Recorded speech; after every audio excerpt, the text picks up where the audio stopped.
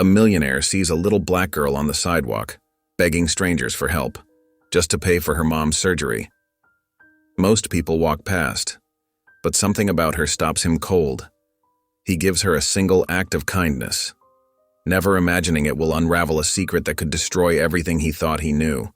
Because what this little girl is facing isn't just poverty, it's a system built to make sure she never stands a chance. And when he tries to help, the truth he uncovers shakes his world to the core. Why was this innocent child forced to beg?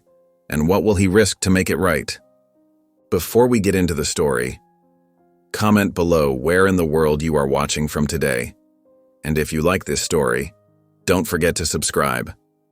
The late afternoon sun cast long shadows between Chicago's towering buildings as Elias Grant's black Mercedes glided through downtown traffic. The leather seat creaked softly beneath him as he stared straight ahead, his expression blank and distant. Two wireless earbuds nestled in his ears, creating a bubble of silence that separated him from the world outside. "Looks like we might get some rain later tonight, Mr. Grant," his driver, Thompson, said cheerfully into the rearview mirror. "Weather report says there's a system moving in from the west." Elias didn't respond.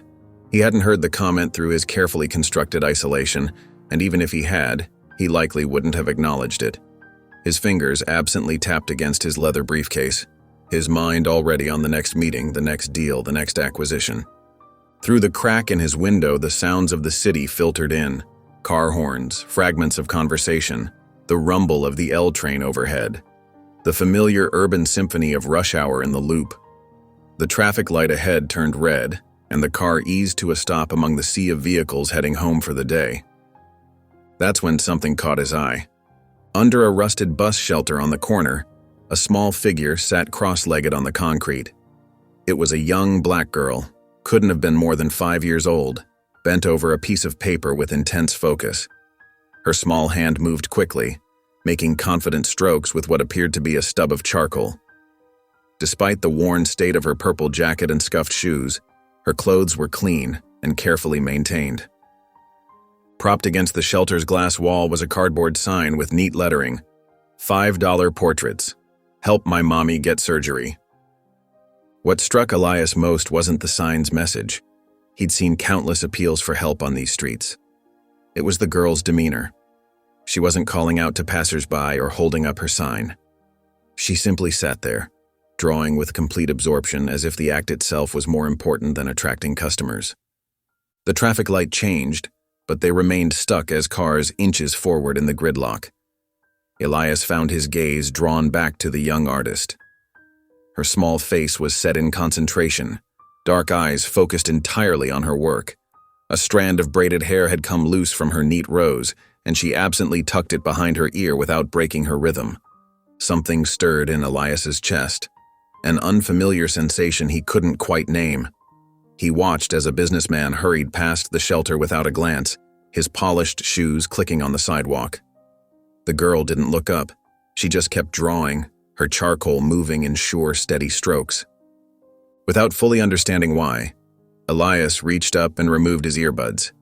The city noise rushed in, along with the soft classical music playing through the car's speakers. He set the earbuds aside and opened his briefcase, his movements deliberate and measured. Inside was a thick envelope, $10,000 in $100 bills he'd withdrawn earlier for a different purpose. He held it for a moment, feeling its weight. "Thompson," he said quietly, his voice slightly rough from disuse. The driver's eyes met his in the mirror. "Yes, Mr. Grant. Pull over when you can. I want you to do something for me." His tone was calm, matter of fact. Thompson managed to edge the car toward the curb, just past the bus shelter. Elias handed him the envelope, his instructions precise and clear. "Buy a sketch from the girl. Give her this. No name, no message, just the money." He paused, then added, "Just the money." "Yes, sir." Thompson accepted the envelope with a slight nod, understanding the need for discretion. Elias watched through the tinted window as his driver approached the bus shelter. The girl looked up, her expression curious, but not eager. Thompson knelt down to her level, spoke a few words Elias couldn't hear. She nodded and began to draw with renewed purpose, her charcoal moving swiftly across the paper. Minutes passed. Elias remained still, his eyes fixed on the scene. The girl worked with remarkable speed and confidence for someone so young. Finally, she held up the paper, studying it critically before handing it to Thompson. When his driver returned to the car, he passed the sketch back to Elias. It was simple but striking. A man in a suit, his face deliberately left blank, yet somehow conveying a sense of solitude. The figure stood straight and tall, but there was something in the pose that suggested loneliness. Thompson placed the envelope beside the girl's sign and returned to the driver's seat. As they pulled away from the curb, Elias glanced back one last time. The girl had already returned to her drawing, seemingly unaware of the fortune that sat just inches from her small feet. The Mercedes merged back into traffic, and the bus shelter disappeared from view. Elias looked down at the sketch in his hands, his fingers tracing the bold, confident lines. Without putting his earbuds back in, he let the sound of the city wash over him as they drove into the gathering dusk. The private elevator opened directly into Elias's penthouse apartment, its soft chime echoing through the vast, empty space. Floor-to-ceiling windows wrapped around the entire floor, offering a panoramic view of Chicago's glittering skyline. The last rays of sunset painted the glass and steel interior in shades of amber and gold. Elias stepped out, his footsteps silent on the polished concrete floors. The space around him was immaculate, a testament to both his wealth and his dedication to order. Modern furniture in shades of gray and white created clean lines throughout the open floor plan. Kitchen appliances gleamed, unused.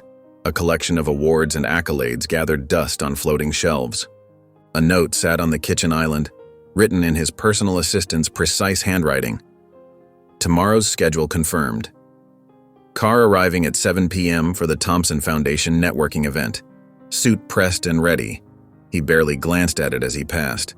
The silence was absolute, the kind of quiet that only extreme wealth could buy 50 stories above the city. No neighbors' footsteps, no distant traffic, no human sounds at all. Just the faint hum of the climate control system maintaining the perfect temperature for his art collection.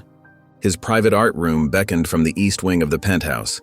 Elias paused at its entrance, his hand resting on the brushed steel door handle. Inside, track lighting illuminated pieces worth millions, abstract canvases in bold colors, black and white photographs from renowned artists, sculptures that had been fought over at exclusive auctions. He opened the door and stepped inside. The room was his sanctuary, though he rarely spent time actually looking at the pieces anymore. They were investments, status symbols, conversation pieces for the rare occasions he entertained. Each one had been carefully selected by his art consultant, their value vetted, their provenance assured. Elias reached into his briefcase and pulled out the small sketch from earlier. In the pristine lighting of his art room, the charcoal lines seemed even bolder, more decisive. The faceless figure in the suit stood alone, rendered in quick, confident strokes that shouldn't have worked but somehow did. There was no hesitation in the lines, no attempt to make them perfect or pleasing. They simply were what they were, honest marks on cheap paper. He moved closer to one of his prized pieces, a large abstract canvas dominated by sweeping red gestures. The painting had cost more than most homes. Standing there, holding the little girl's sketch, he felt something shift in his perception. The expensive canvas suddenly seemed manufactured, safe. Every brushstroke calculated for maximum impact. Moving to a side table, Elias opened an antique wooden box where he kept various frames. His fingers found a simple one made of dark wood, its surface smooth from age. He carefully placed the sketch inside, making sure not to smudge the charcoal. The frame was too large for the paper, but somehow that made it more striking. The raw sketch floating in empty space, refusing to apologize for what it was or wasn't. There was a small section of wall near the window that sat at an angle to the main gallery space. Unless someone specifically walked around the corner, they wouldn't see anything displayed there. Elias found himself drawn to this spot. With careful movements, he hung the framed sketch. The city lights twinkled beyond the glass, creating an ever-shifting backdrop for the simple drawing. He stepped back, studying the effect. Among all his carefully curated pieces, this small sketch seemed to pulse with its own kind of life. The faceless figure stared back at him, its solitude captured by a child who somehow saw through all his careful barriers. Later that evening, Elias sat in his living room, a glass of aged scotch untouched on the side table beside him. His laptop displayed emails about tomorrow's networking event, donor lists, talking points, the careful choreography of wealth-performing charity. The Thompson Foundation was just another box to check, another appearance to make. The city spread out before him like a galaxy of lights, each window representing lives he would never know. Somewhere out there, a little girl was probably still drawing, her charcoal making truth after truth on whatever paper she could find. He thought about the envelope of money. Had she found it yet? Would it help?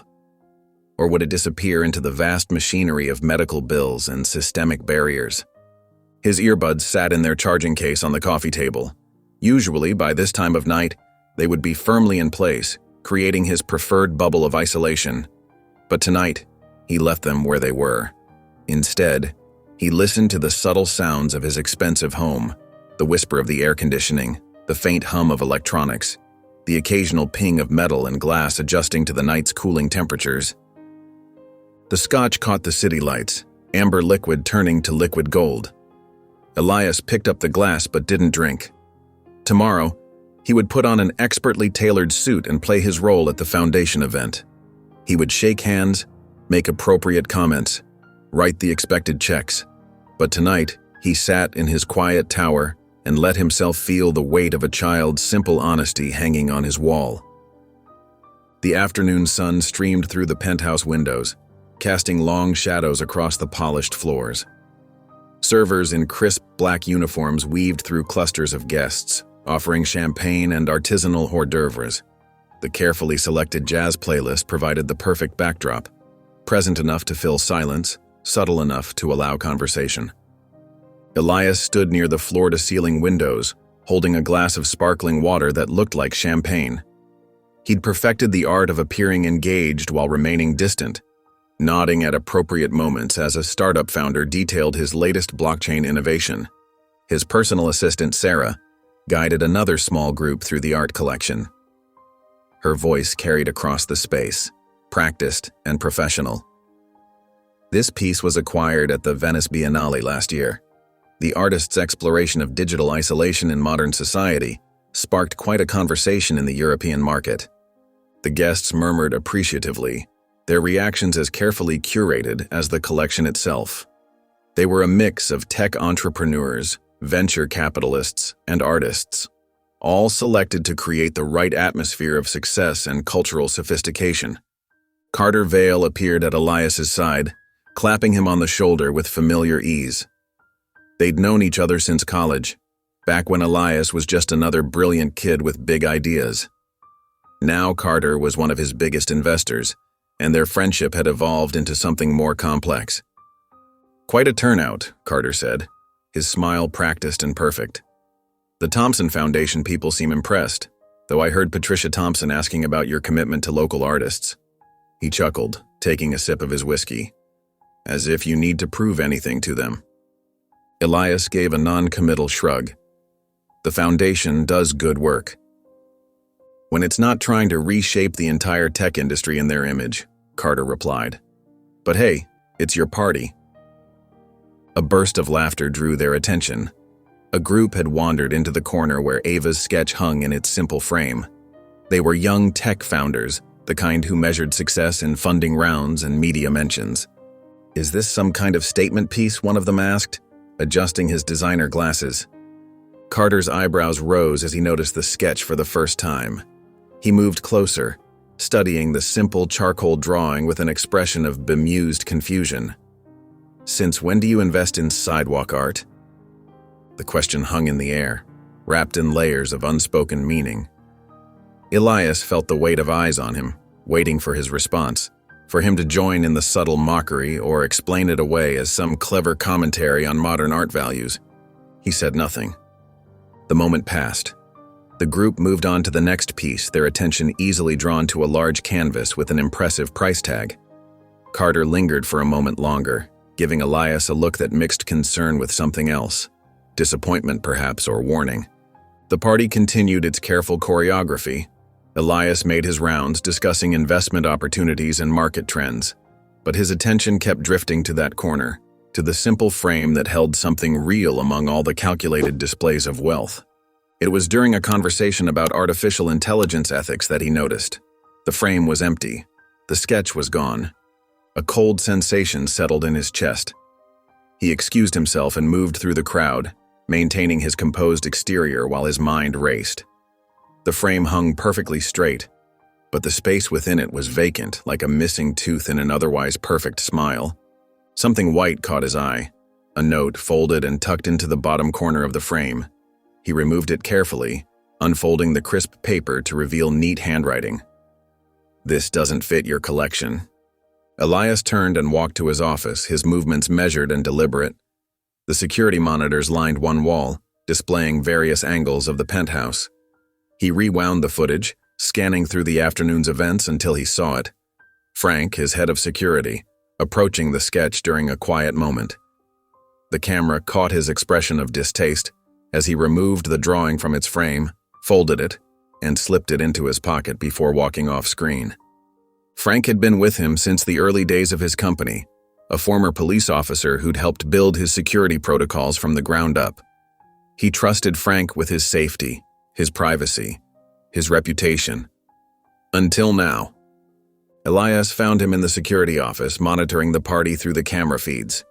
Frank looked up as he entered, his expression already defensive. "Where is it?"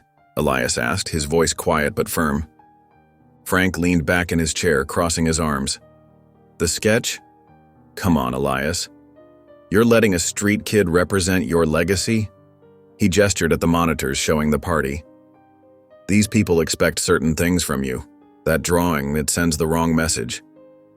"The wrong message," Elias repeated, each word precise and cold.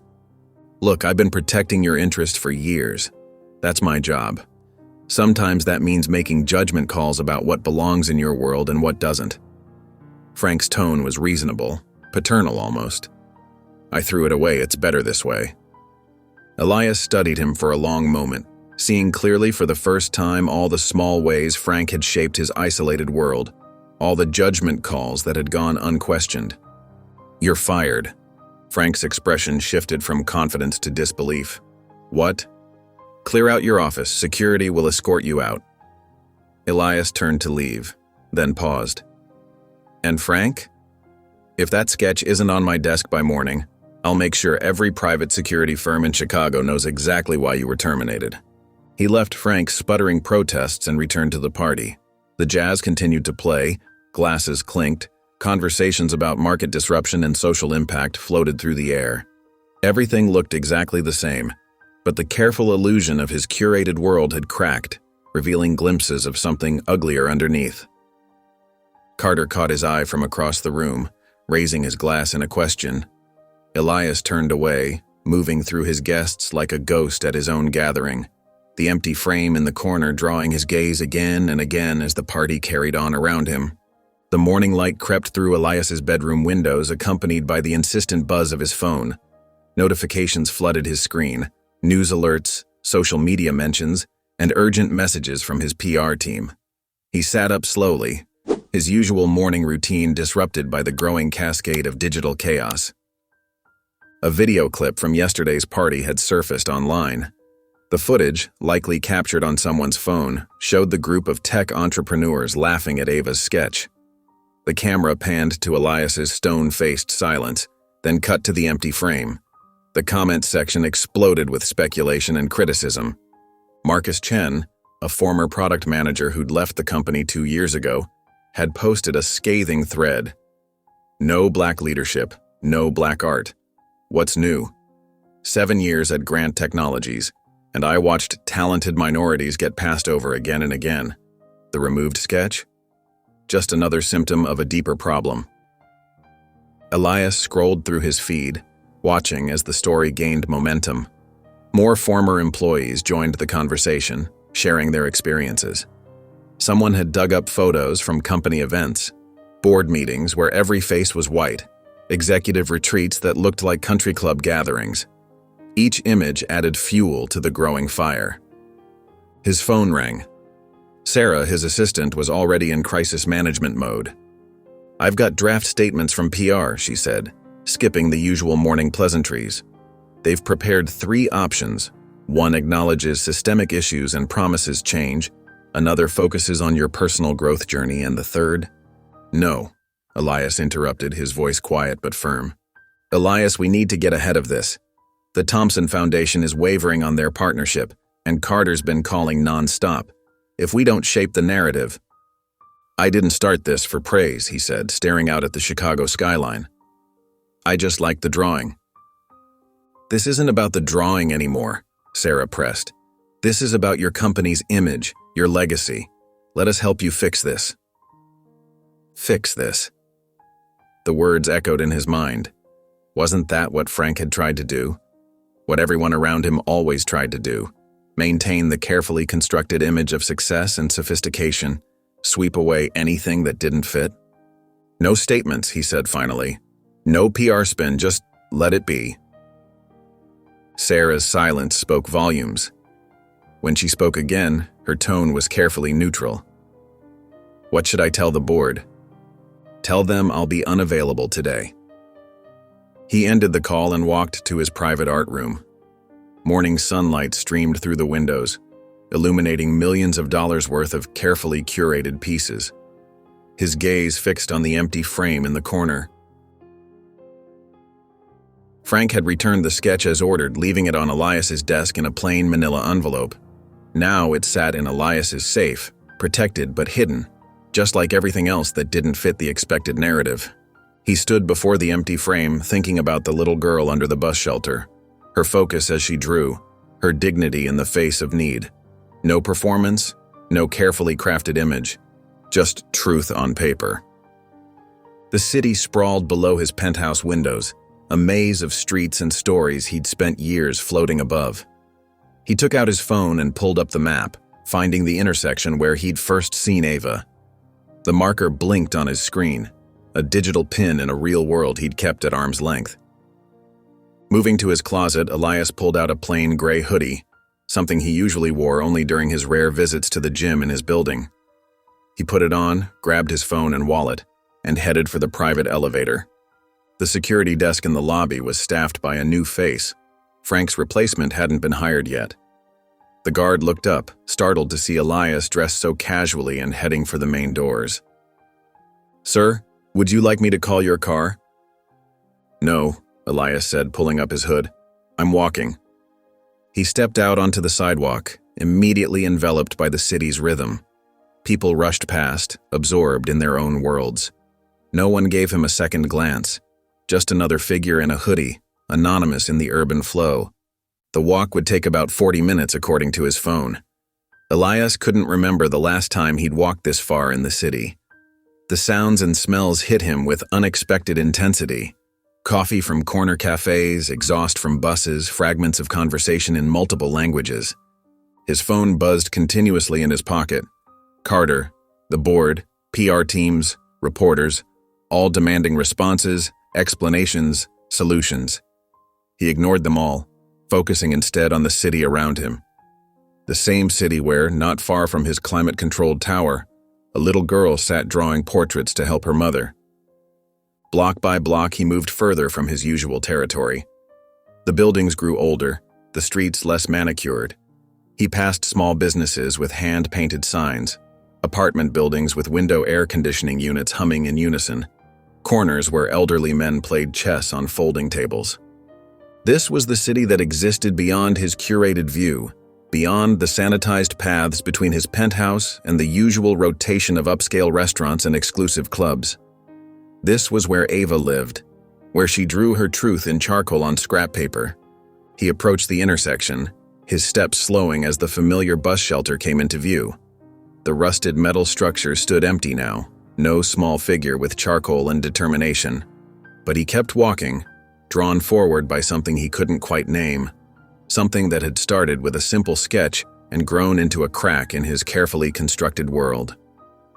The evening air hung heavy over Chicago's South Side as Elias made his way through unfamiliar streets. His expensive shoes, unsuited for such walking, clicked against the cracked pavement. The neighborhood stretched before him in shades of gray and shadow, a stark contrast to the gleaming downtown towers he'd left behind. His phone's GPS guided him along, showing the exact coordinates his driver had logged during that first encounter. Streetlights buzzed overhead, some flickering weakly, others dark entirely. The facades of buildings told stories of neglect. Graffiti tags sprawled across brick walls. Plywood sheets covered what used to be shop windows, and metal security gates were pulled down tight over the few remaining businesses. A group of teenagers lounged on a stoop nearby, their laughter echoing off the buildings. They fell quiet as Elias passed, watching him with a mixture of curiosity and suspicion. He didn't belong here, and everyone knew it. The sidewalk dipped and rose unevenly beneath his feet, forcing him to watch his step. Fast food wrappers skittered past in the evening breeze, dancing around overflowing public trash bins. The air carried the mixed sense of cooking from nearby apartments, car exhaust, and the metallic tang of approaching rain. As he rounded the corner, the familiar bus shelter came into view. Its metal frame was more rusted than he remembered, the scratched plexiglass panels covered in years of grime and old advertisements. But there, just as before, sat Ava. She hunched over her paper, completely absorbed in her work. Her small fingers were smudged black with charcoal, and her worn jacket had seen better days, but her focus remained absolute. A man walked past the shelter, and Elias watched in amazement as Ava's hand moved across the paper, capturing the stranger's profile with uncanny precision. There was no cardboard sign this time, no direct appeal for help, just a young artist at work. Elias approached slowly, careful not to startle her. The concrete pad beneath the shelter was swept clean, despite the litter surrounding it. Ava's few supplies were arranged neatly beside her, stub of charcoal, a few sheets of paper, and a small tin can for coins. She looked up as his shadow fell across her work. Her eyes held none of the wariness he'd expected, just calm assessment and professional courtesy, startling in someone so young. "Would you like a portrait?" she asked, her voice clear and steady. $5. The same price as before. No recognition flickered in her eyes. She hadn't seen him in the car that night. Up close, he could see the worn edges of her clothes, carefully mended but showing their age. Her shoes were scuffed but clean, her hair neatly braided. "Your work is very good," Elias said softly, gesturing to the sketch she'd just completed. The stranger's face looked back from the paper, every detail captured in bold, confident strokes. "Thank you," Ava replied simply, neither proud nor modest, just stating a fact. Elias glanced around the quiet street, then back to the small figure before him. "Is your mom nearby?" Ava nodded, pointing toward a brick apartment building across the street. The windows were dark except for the hallway lights that flickered erratically through grimy glass. A broken security door hung slightly ajar at the entrance. "Third floor," she said. "Apartment 3C. Elias thanked her, leaving a $20 bill in her tin can. She had already turned back to her work, starting a new sketch with the same intense focus. The apartment building's entrance smelled of mildew and old cigarettes. Paint peeled from the walls in long strips, revealing layers of colors beneath, the building's history written in faded pastels and institutional beige. The stairs creaked ominously under his weight as he climbed. Each landing told its own story. First floor, a broken stroller abandoned in the corner, junk mail scattered across the floor. Second floor, the sound of a television bleeding through thin walls, children's voices raised in play or argument. And finally, the third floor, where flickering fluorescent lights cast jumping shadows across the worn carpet. Apartment 3C's door had fresh paint standing out from its neighbors. A small wreath hung slightly crooked on its surface, a touch of home in the institutional setting. Elias took a deep breath and knocked. The sound of movement came from within. Slow, labored steps approaching the door. A chain lock rattled, and then the door opened to reveal Danielle James. She stood slightly hunched, one hand braced against the doorframe. Sweat beaded on her forehead despite the building's cool air, and her breathing came in shallow gasps. But her eyes were sharp and alert as they took in Elias's expensive clothes and out-of-place presence. Her expression hardened instantly. He saw the assumption form in her mind. Another official, another bureaucrat, another person with a clipboard and false sympathy coming to judge her life. "Ms. James," Elias began gently, "my name is Elias Grant. I'd like to help." "White men always come to help last," she cut him off, her voice tight with barely contained anger. "But take credit first." The door slammed shut with surprising force, the sound echoing through the empty hallway. Elias stood motionless, feeling the vibration of the slam fade through the floor beneath his feet. The fluorescent light above him buzzed and flickered, casting his shadow in jerky movements across the worn carpet.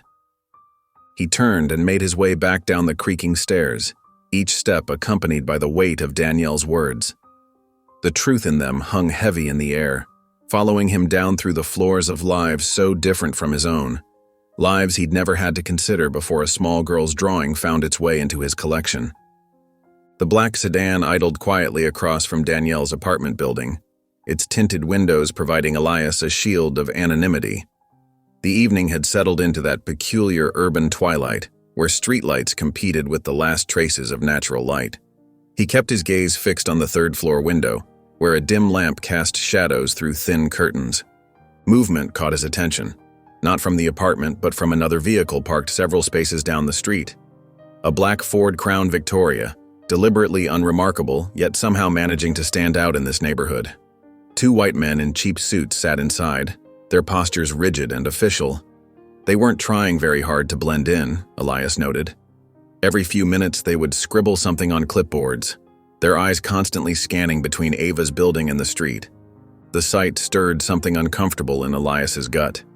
He'd seen that kind of surveillance before, though usually from the other side, corporate investigations, legal teams gathering evidence. This felt different, more predatory. Keeping his movements casual, Elias raised his phone and snapped several clear photos of the Crown Vic's license plate. The numbers were partially obscured by road grime, but clear enough. He scrolled through his contacts, thumb hovering over a name he hadn't called in years. Marcus Chen, his former head of cybersecurity. Marcus answered on the third ring. "This better be good, Elias. I'm not your personal IT guy anymore." "I need a plate run," Elias said, keeping his voice low. "Off the books. Like the old days." A long pause filled the line. "You firing more whistleblowers?" "Number, this is different." Elias watched the men in the Crown Vic adjust their positions, checking their watches. "This is about helping someone." Marcus snorted. "Since when do you help people without a press release?" "Since now." Elias's voice carried an edge that made Marcus fall silent. "I'll pay your usual rate, triple it. Send the pics." Elias did, then settled in to wait. The men in the Crown Vic remained stationed, their presence growing more ominous as darkness fell completely. Ava had long since packed up her drawings and gone inside. Occasionally, shadows moved across the third-floor window. Danielle's unsteady gait, Ava's smaller form. 3 hours passed before Marcus called back. His voice had lost its earlier skepticism. "You're not gonna like this," Marcus said. "Vehicles registered to Illinois Department of Children and Family Services. Those guys are CPS investigators." Elias's fingers tightened around the phone. Why are they watching the building? Pulled some strings, got into their system. Keys clicked rapidly in the background. Someone filed an anonymous report against Danielle James 3 days ago. Alleged medical neglect. "Medical neglect?" Elias repeated, his voice sharp. "Yeah. Looks like the hospital flagged her file after she missed several follow-up appointments. Started a whole chain reaction. Insurance companies got involved, then social services." Marcus paused. "They're building a case, Elias. This isn't random." The pieces clicked together in Elias's mind with horrible clarity. Danielle's illness, the missed appointments, the mounting medical debt. It wasn't just poverty trapping them. It was the system itself, watching and waiting for them to fall. "Send me everything," Elias said. "Already did. But listen, this isn't like debugging code or paying off a lawsuit. These people have real power. They can—" Elias ended the call, his jaw clenched tight. The Crown Vic's engine started up, and he watched as it pulled away from the curb, its occupants presumably finished with their surveillance shift for the night. The drive back to his penthouse passed in a blur of city lights and building anger. By the time he stepped into his private elevator, Elias's hands were shaking slightly. Not from fear, from rage. A cold, precise rage he hadn't felt in years. His footsteps echoed through the empty apartment as he paced, reading through Marcus's files on his tablet. Every document revealed another layer of the trap closing around Danielle and Ava. Missed appointments led to non-compliance flags. Non-compliance led to insurance penalties. Penalties led to more debt. More debt meant more missed appointments. And now, hovering above it all, the threat of CPS intervention, using a mother's poverty as evidence of neglect. Elias stopped pacing suddenly, his eye caught by something on his office shelf. A leather-bound photo album, thick with dust. He hadn't opened it in years, hadn't wanted to, but now he pulled it down, letting it fall open on his desk. The photos inside were carefully arranged, each one a perfectly staged representation of charitable giving. His mother smiled out from every page, elegant in designer suits, always positioned next to grateful-looking recipients of her various foundations' generosity. Black and brown faces surrounded her, carefully selected for maximum visual impact. Diversity initiatives, community outreach, urban development programs. One photo in particular made his stomach turn, his mother cutting a ribbon at a new medical clinic, the same hospital system that was now flagging Danielle's file. The caption read, "Bringing healthcare to underserved communities." Elias slammed the album shut, a small cloud of dust rising from its pages. The sound echoed through his apartment like a gunshot. This would be different. No photo ops, no press releases, no carefully worded statements about giving back to the community. This wouldn't be another rich white savior performing charity for social media likes. He turned to his computer, fingers flying across the keyboard as he pulled up hospital records, insurance databases, property records, everything he could access about Danielle and Ava's situation. The system that was watching them was about to be watched back.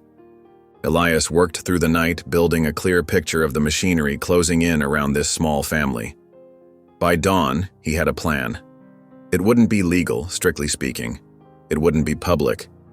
And most importantly, he wouldn't be asking anyone's permission, especially not Danielle's.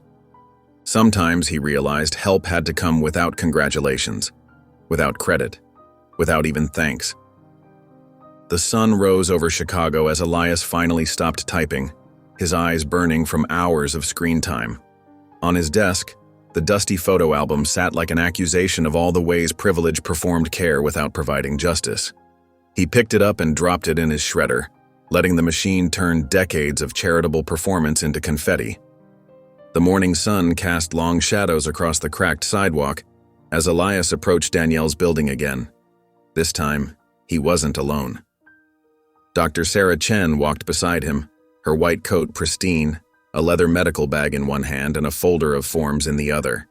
She'd come highly recommended, one of Chicago's top specialists in chronic respiratory conditions, known for her discretion with high-profile cases. "Remember," Elias murmured as they climbed the stairs, "no mentions of payment or insurance. Everything's already arranged." Dr. Chen nodded, her expression professional but kind. "I understand. We focus on treatment options only." The hallway lights flickered as they reached the third floor. The air was thick with the smell of old carpet and something else, the metallic tang of illness. Elias knocked softly on Danielle's door, holding his breath. It took longer for her to answer this time. When the door finally cracked open, Elias's chest tightened. Danielle looked worse than yesterday. Her skin had taken on a grayish cast, and her breathing came in short, labored gasps. Dark circles under her eyes suggested another sleepless night. "What now?" she managed between breaths, leaning heavily against the doorframe. Her eyes moved from Elias to Dr. Chen, narrowing with immediate suspicion. "Ms. James?" Dr. Chen stepped forward, her voice gentle but authoritative. "I'm Dr. Chen from Metropolitan Private Medical Center. I specialize in cases like yours, and I'd like to discuss some immediate treatment options." Danielle's laugh came out as a wheezing cough. "Private medical center?" "Right. She started to close the door, but Elias caught it gently with his hand. "Please," he said, pulling out the folder of forms. "Everything's arranged. The best care, no waiting lists, no insurance battles. You could start treatment today." "Today?" Danielle's voice rose sharply, though the effort made her cough again. "You think you can just walk in here with some fancy doctor and fix everything? Just like that?" "The forms are ready," Elias continued, trying to keep his voice steady. "The hospital's waiting. There's a private room—" "Stop!" Danielle's word cut through the air like a blade. Despite her weakness, her eyes blazed with anger. "Just stop!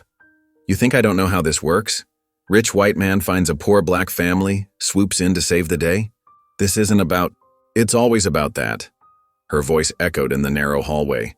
"You people never show up without wanting something back. Maybe not today, maybe not tomorrow, but eventually. What is it?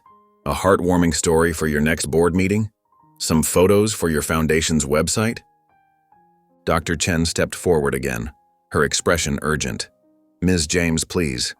I've reviewed your medical records. Without immediate intervention, you're looking at complete respiratory failure within days. Your oxygen levels—" "My medical records?" Danielle's face contorted. "You accessed my private records? Who gave you the right—" "I did," Elias admitted quietly.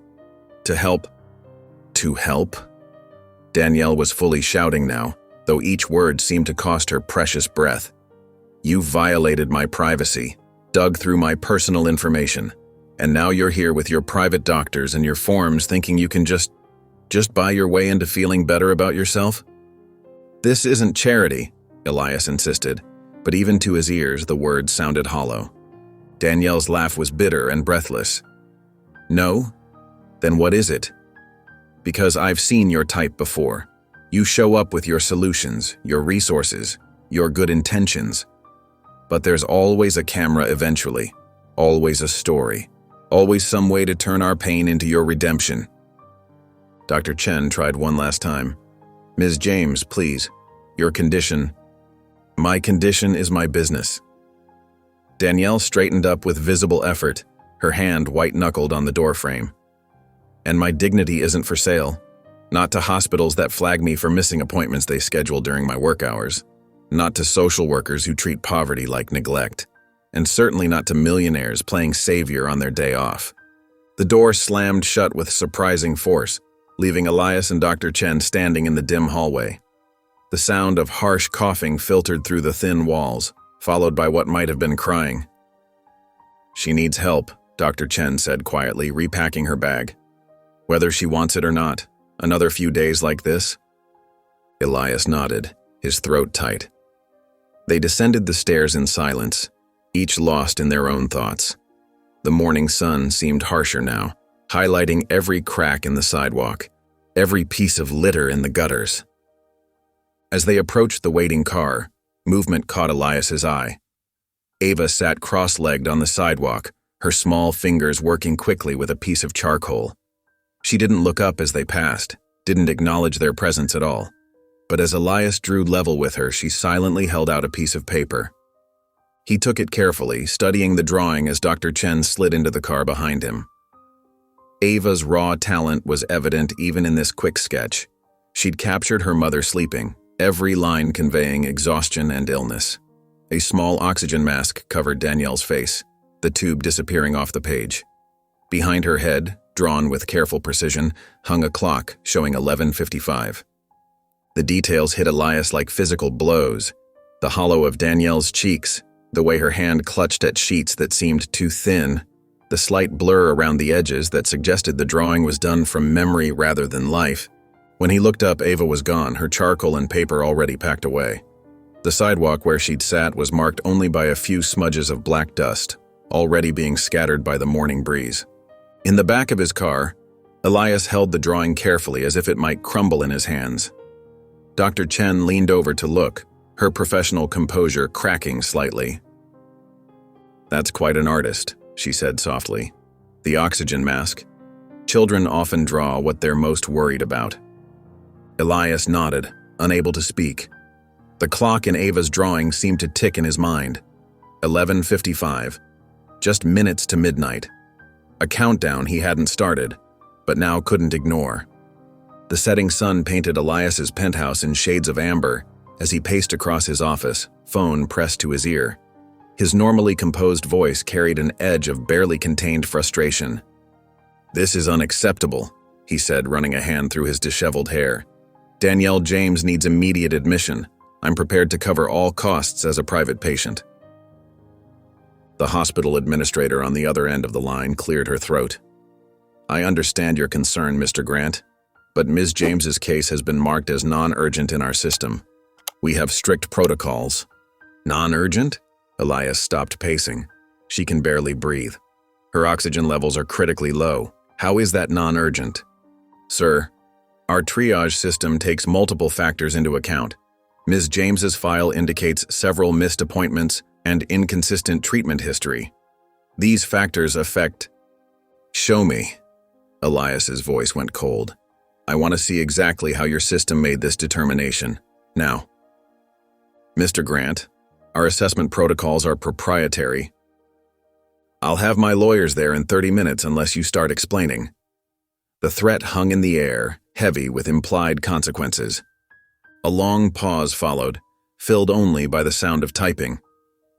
"I'm sending you a secure link to view the basic assessment metrics, but I want to be clear. This is standard procedure based on our automated triage algorithm." Elias pulled up the file on his laptop, eyes scanning rapidly through lines of data. The more he read, the tighter his jaw clenched. The hospital's AI-driven triage system assigned each patient a treatment compliance risk score. Factors like missed appointments, payment history, and consistency of care weighted heavily in the calculations. He grabbed his phone again, this time dialing Dr. Marcus Chen, an old friend who'd helped develop medical AI systems. "Marcus, I need you to look at something." Elias forwarded the hospital's metrics. "Tell me what you see." The sound of rapid clicking came through the line as Marcus reviewed the data. "Yeah, this is unfortunately familiar. It's a common problem in healthcare algorithms. They're trained on historical data that's already biased." "Explain." "Look at the weight given to missed appointments," Marcus continued. "The system doesn't account for why appointments are missed. Transportation issues, work conflicts, childcare problems. It just sees them as non-compliance, and guess who's most likely to face those barriers?" "Low-income patients," Elias said quietly. "Exactly. And it gets worse. The algorithm puts heavy emphasis on consistent treatment history, but many Black patients, especially women, have fragmented medical records because they've been bounced between clinics or avoided doctors due to previous negative experiences. The system reads that as inconsistent care and downgrades their priority." Elias's fingers tightened around his phone. "Give me numbers." Marcus sighed. "Based on similar systems I've studied, Black women are about 3 times more likely to be deprioritized by these algorithms. The bias is built right into the code, hidden behind terms like risk assessment and resource optimization. Send me everything you have on this, studies, data, analysis, all of it." "Elias, what are you planning?" "Just send it." He ended the call and stood at his window, watching the city lights flicker to life as darkness fell. His reflection stared back at him, expensive suit, carefully maintained appearance, all the markers of privilege he'd never had to question.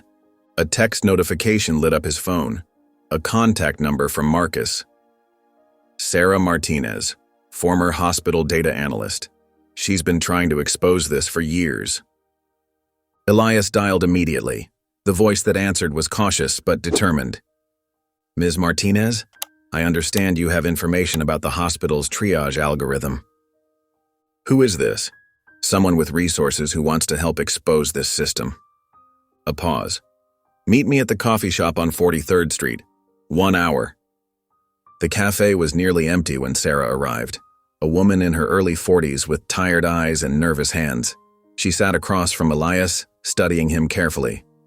"Why should I trust you?" Elias placed his phone on the table, recording app open. "Because I have proof the system is killing people, but I need more. And you need someone who can't be silenced." Sarah's shoulders relaxed slightly. She pulled out a USB drive. 3 years of internal emails, documentation of the algorithm's development, data showing clear racial disparities in treatment priorities. Her voice hardened. They knew. They saw the numbers and decided efficiency was more important than equality. Why didn't you go public? I tried. Reporters wouldn't touch it. Too technical, too hard to prove intent. The hospital's lawyers buried everything in NDAs and technical jargon. She leaned forward. But you're not a reporter, are you? You're Elias Grant, the tech millionaire. Billionaire, he corrected quietly. And I know exactly how these systems work, how they're built to hide bias behind mathematics. Sarah slid the USB drive across the table. Then do something about it. Back in his penthouse, Elias's laptop cast a blue glow across his face as he pored through the files. Emails between hospital administrators acknowledging the demographic variations, but praising the cost savings. Data models showing the stark disparities in treatment priorities. Presentations about optimizing resource allocation that never mentioned the human cost. Ava's latest drawing lay on his desk.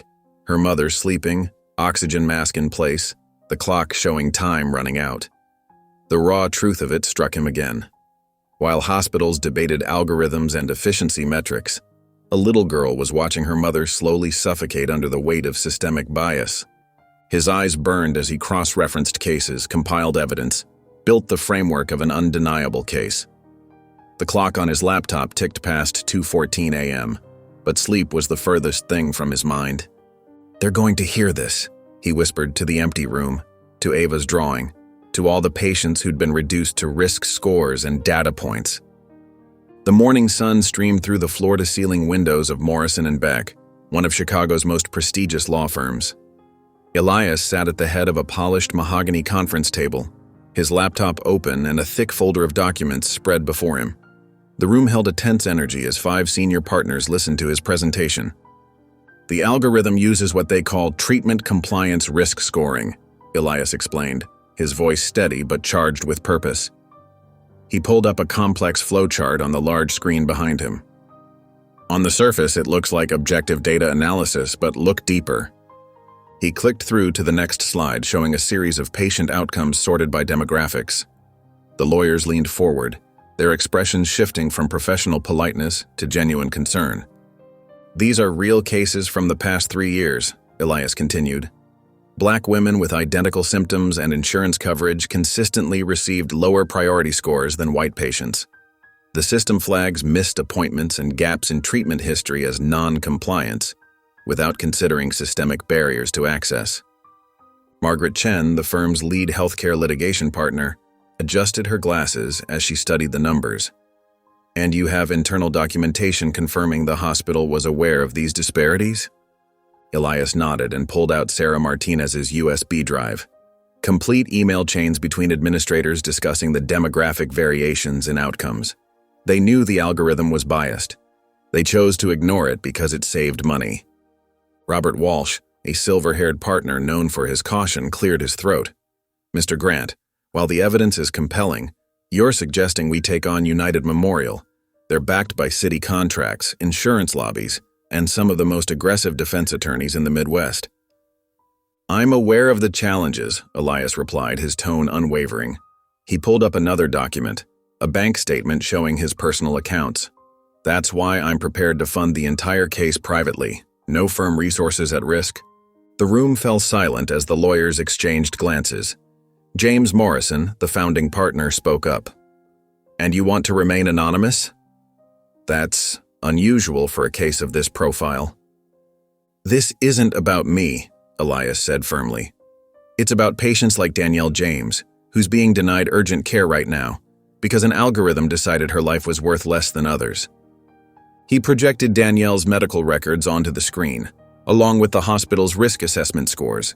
The lawyers studied the data in silence, their legal training battling with their human reaction to such clear injustice.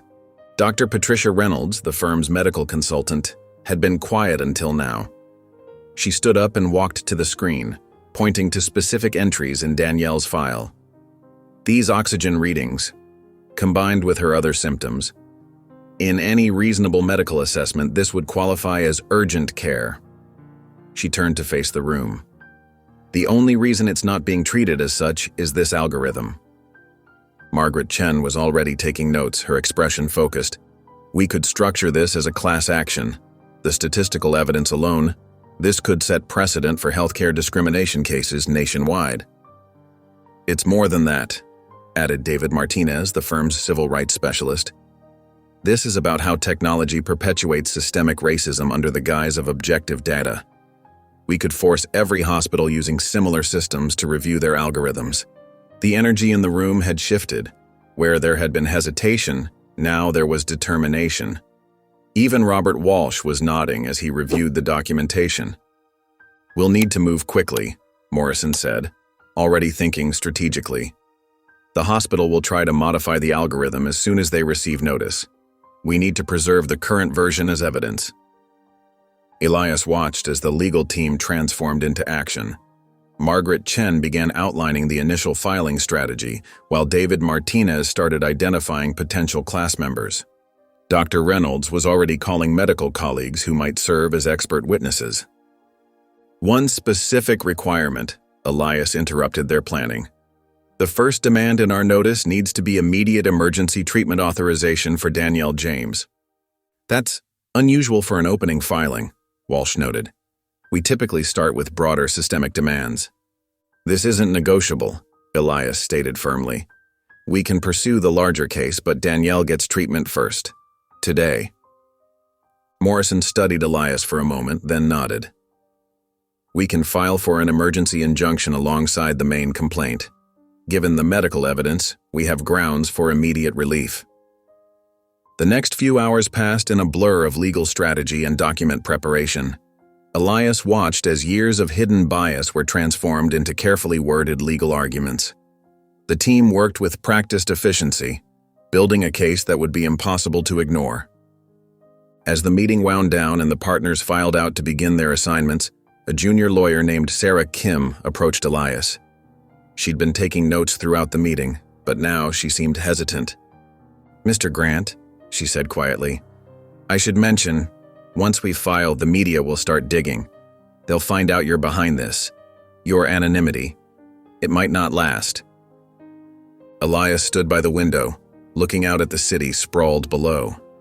He thought about Ava drawing under that bus shelter, about Danielle struggling to breathe in her apartment, about all the other patients who'd been silently judged by cold algorithms.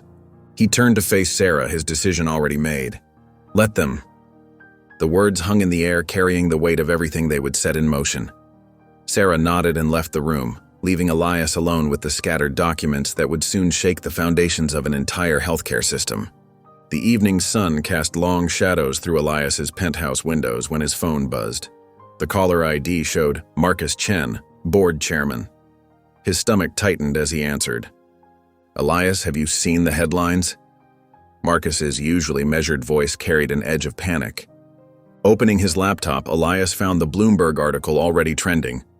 Tech CEO funds race-biased algorithm lawsuit against healthcare partner. Below it, a cascade of related stories spread across financial news sites, each one more sensational than the last. The stock's down 12% in after-hours trading, Marcus continued. United Memorial is one of our biggest data partners. What were you thinking? Elias stood at his window watching the city lights flicker to life. I was thinking about doing what's right. Emergency board meeting tomorrow at 9 a.m. Don't make any statements to the press. Marcus hung up before Elias could respond. Throughout the night, messages flooded his phone. Investors demanding explanations, partners threatening to pull contracts, PR teams begging for direction. Elias ignored them all, instead spending hours reviewing the legal documents, making sure every detail was airtight. The next morning, Elias walked into the company's gleaming headquarters. The usual buzz of activity felt muted, tense. Employees avoided his gaze as he made his way to the top-floor boardroom. 14 faces turned to watch him enter. The board members sat around the massive glass table, tablets and laptops open to financial reports and news coverage. The wall-mounted screens displayed real-time stock prices, all trending downward. Please take a seat, Elias. Marcus gestured to the empty chair at the head of the table. The formality in his tone suggested this wasn't a discussion, it was a tribunal.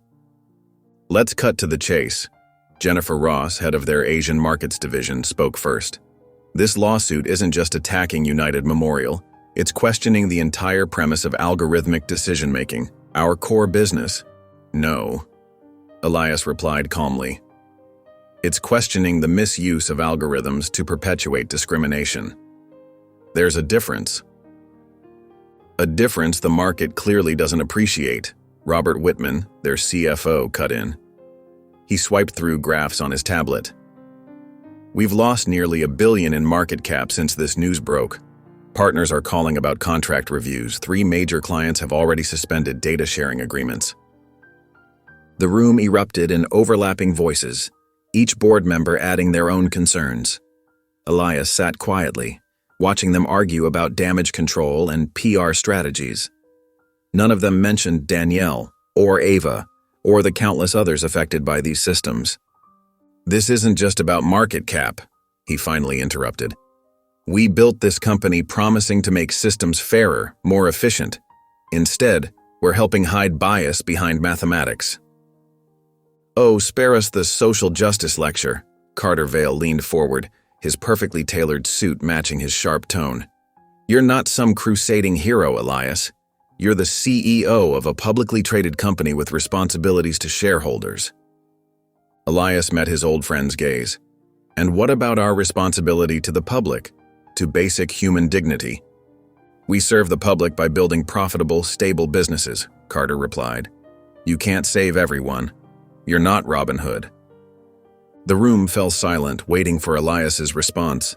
He looked around at these faces he'd known for years, brilliant minds who'd helped build something revolutionary.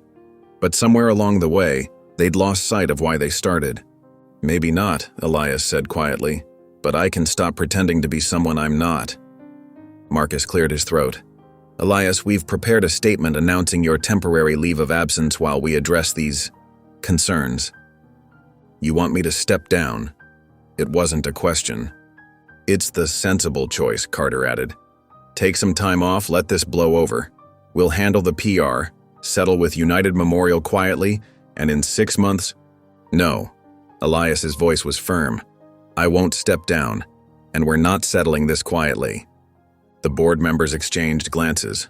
Marcus sighed heavily and pulled out a folder.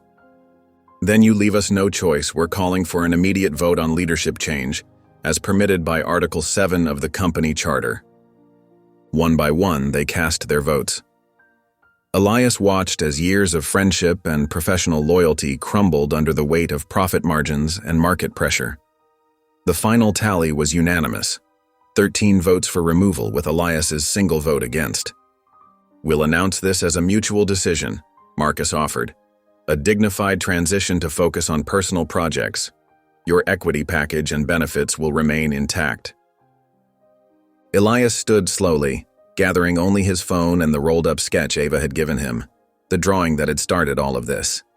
Keep the benefits, he said, but make sure the press release mentions why I'm leaving. The real reason. Elias, don't be foolish, Carter warned. Think about your reputation. I am. He walked to the door, then turned back one last time. For the first time in years, I really am. The elevator ride down felt longer than usual. Through the lobby's glass walls, he could see the crowd of reporters gathering outside. News vans lined the street, cameras ready. The security guard at the front desk gave him a respectful nod as he pushed through the revolving doors into the chaos. Camera flashes exploded around him. Reporters shouted questions. Mr. Grant, is it true you were forced out? What's your response to the board's decision? Are you planning to continue the lawsuit? Elias kept walking, his grip tight on Ava's sketch, the drawing that had shown him what real value looked like, not in stock prices or market caps, but in simple human dignity, in doing what's right, even when it costs everything. The cameras followed him down the block, their flashes reflecting off the glass buildings that had been his domain just hours ago. But Elias didn't look back. He kept walking. The sun had long since set over Chicago when Elias entered his penthouse. The the space feeling larger and emptier than ever before. He walked straight to the bar cart, his footsteps echoing against the hardwood floors, and poured 3 fingers of scotch into a crystal tumbler. The amber liquid caught the city lights streaming through the floor-to-ceiling windows. His phone hadn't stopped buzzing since he left the board meeting. Now, as he settled onto his leather couch, the notifications were reaching a fever pitch. Every major news network was running the story. Tech mogul fired after anti-bias lawsuit push.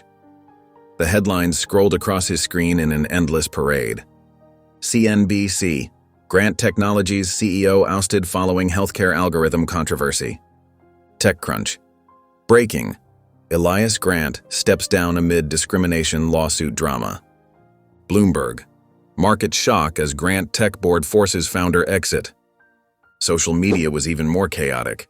Some called him a hero, a rare example of tech leadership taking a moral stand. Others labeled him unstable, suggesting the pressure of running a billion-dollar company had finally broken him. Tech bloggers dissected his every past statement, looking for signs they'd missed. Elias took a long sip of scotch, letting the warm burn distract him from the digital chaos. That's when his phone screen lit up with a new notification. His stomach dropped as he read the headline. Exclusive. Grant Tech CEO's past comments resurface. The video loaded automatically. There he was, 5 years younger, standing on stage at the annual Tech Innovation Summit. His hair was shorter then, his suit more flashy. He wore the smirk of someone who believed they could never fall. "Look," Video Elias said with a dismissive wave. "We don't design apps for broke people anyway." The audience laughed. He continued, "Our target demographic can afford the latest iPhone and a premium subscription. That's just business." Elias's hand tightened around the glass as he watched his past self, so confident in his casual cruelty. The video had barely finished when the backlash began. Former employees started posting their stories in long Twitter threads. "Worked at Grant Tech for 2 years. Every time we brought up accessibility concerns, Elias shut them down. Not our market," he'd say. "Remember when he killed the low-income assistance API because it wasn't profitable enough? Now he wants to play savior?" Classic white savior complex ignored these issues for years until he found a photo op. Tech influencers joined in, sharing clips from other speeches where he'd dismissed concerns about algorithmic bias. Venture capitalists who'd praised him that morning now distanced themselves, calling his recent actions erratic and concerning. Across town in a sterile hospital room, Danielle James sat in a thin paper gown, waiting for her routine scan. The small TV mounted on the wall played CNN on mute, closed captions scrolling across the bottom. Her eyes widened as she recognized Elias's face, then narrowed as she read his words from 5 years ago. Ava sat cross-legged in a chair nearby, her ever-present sketchbook open on her lap. She looked up at her mother's sharp intake of breath, then followed her gaze to the screen. A nurse entered, checking Danielle's vitals. She noticed her patient's expression and glanced at the TV. "Oh, that's the guy who's been helping with your case, right?" Danielle's voice was quiet but firm. "Tell him not to come back here." The nurse hesitated. "Are you sure? He's been covering all the—" "Just tell him." Danielle's hands twisted in her lap. "Please." Ava watched this exchange silently, her small fingers gripping her charcoal pencil tighter. She lowered her eyes back to her sketchbook, but didn't draw anything new. Back in his penthouse, Elias was about to pour another drink when his laptop chimed with a new email. The subject line read, "Patient Contact Restriction Notice, Danielle James." The message was brief and clinical. "Per patient request, all further contact has been restricted. Any attempt to communicate with Ms. James or her family will be considered a violation of hospital policy. All previous authorizations have been rescinded." Elias read the email 3 times, each word hitting harder than the last. The screen blurred slightly as he stared at it, his throat tight. Finally, he closed the laptop with a soft click that seemed to echo through the silent apartment. He stood slowly, leaving his half-empty glass on the coffee table. His feet carried him to the art room almost without conscious thought. The space that had once filled him with pride now felt like a monument to everything wrong with his life. The first piece to come down was a Basquiat print he'd bought at auction for 7 figures. He didn't bother to be careful with it. The frame hit the floor with a satisfying crash. Next went a series of abstract photographs, their artistic commentary on wealth inequality now seeming painfully ironic. One by one, he tore down the carefully curated collection, pieces worth millions, collected over years of trying to prove his cultural sophistication, his enlightened taste. They joined the growing pile on the floor, some frames cracking, some glass shattering. When he finished, only one frame remained on the walls. In the corner, illuminated by a soft spotlight, hung Ava's sketch. The simple charcoal lines captured more truth than all the expensive art combined. He stood before it, breathing heavily from his destructive efforts, and studied the child's drawing. The figure she'd drawn still smiled that enigmatic smile, but now it seemed less friendly and more knowing, as if it had always seen through him, had always known this moment would come. His past self, captured in innocent strokes of charcoal, staring back at the truth he'd spent years trying to ignore. The city continued to pulse outside his windows, news cycles churned, and social media blazed with hot takes and accusations. But in the art room, surrounded by the wreckage of his carefully constructed image, Elias stood motionless before the last remaining piece on his walls, a $5 sketch that had somehow managed to show him exactly who he was. Days crept by in a blur of silence and shadows. Elias's penthouse, once a showcase of modern luxury, had become a self-imposed prison. The floor-to-ceiling windows, usually streaming with natural light, remained covered by heavy drapes that hadn't been opened in days. Empty takeout containers littered the kitchen counter, most of them barely touched. His phone buzzed constantly on the glass coffee table. The screen lit up with an endless parade of familiar names. His lawyer, board members, tech journalists, old friends trying to check in. Each call went unanswered, each message unread. The device had become nothing more than an expensive paperweight, marking time with its periodic illumination. In his bedroom, the sheets lay tangled and cold. Sleep came in short, restless bursts, usually as dawn was breaking over the city. Dark circles had formed under his eyes, and his normally clean-shaven face now bore several days' worth of unkempt stubble. His expensive suits hung untouched in the closet while he shuffled around in wrinkled sweatpants and old t-shirts. Every morning, despite his deteriorating routine, Elias found himself drawn to the art room. He would stand before Ava's sketch, sometimes for hours, studying the simple lines that had somehow triggered this avalanche in his life. The empty walls around it amplified its significance, making it seem both more powerful and more accusatory with each passing day. At night, when the city lights created abstract patterns on his ceiling, he would open his laptop and read Danielle's rejection notice again. The clinical language hadn't changed, but each reading seemed to reveal new layers of meaning, new depths of his failure. Per patient request, all further contact has been restricted. The words had become a mantra of his mistakes. His assistant had stopped trying to come by after the 3rd day of finding the door locked, and her messages ignored. The cleaning service had been turned away. Even the building's maintenance staff had been instructed to leave him alone. The penthouse grew cold as the air conditioning ran unchecked, but Elias barely noticed. The only connection he maintained with the outside world was the daily news alerts that still popped up on his laptop. The story had evolved from breaking news to think pieces about tech industry accountability and racial bias in healthcare. His name appeared in academic papers and Twitter threads, dissected by strangers who thought they understood his motivations. Some called him a cautionary tale, others a symbol of performative activism gone wrong.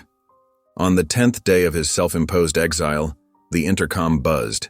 Elias ignored it, as he had ignored every other interruption. But this time, the front desk was insistent. "Mr. Grant, there's a courier here with a package that requires immediate signature. They won't leave it with us." Something in the urgency of the message cut through his fog. Elias walked to the elevator, his legs stiff from inactivity. When the doors opened, a young courier stood holding a padded manila envelope. No words were exchanged as Elias scrawled an illegible signature and took the package. Back in his apartment, he turned the envelope over in his hands. There was no return address, No identifying marks beyond his name and address typed in standard font. The package was light, barely weighing anything at all. With unsteady fingers, he tore open the seal.